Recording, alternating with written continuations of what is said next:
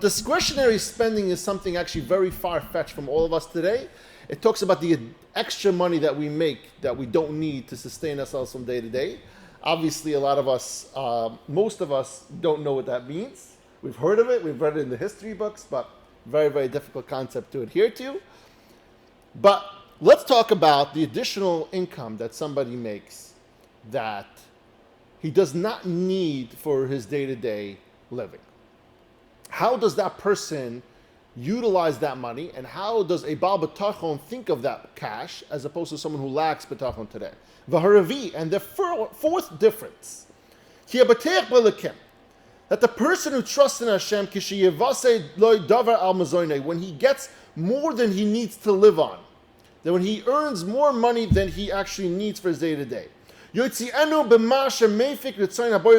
spends it for good purposes on what Hashem wants him to spend it on.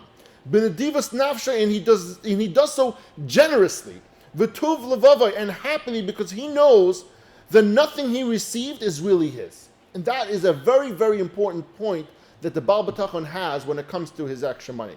As it says in the pasuk, for everything is from you, and from your hand we have given it back to you. What that means is very simple. The person who's the Bal B'tachon realizes and believes and knows and he understands that every single dollar that he has is not really his. He's merely a treasurer for Hashem.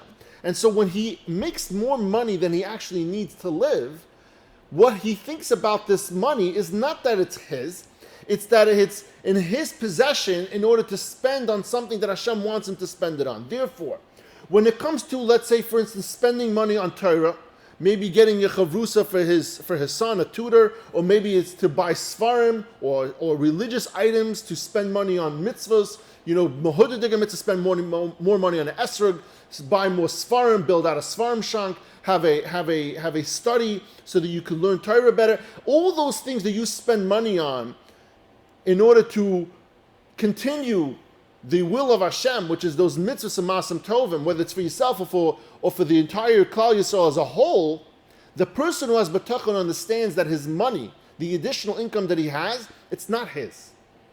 Now, I want you to understand, and Rav Vigdamil points this out, and this is something that we've all pointed out. You can't be reckless with your money either.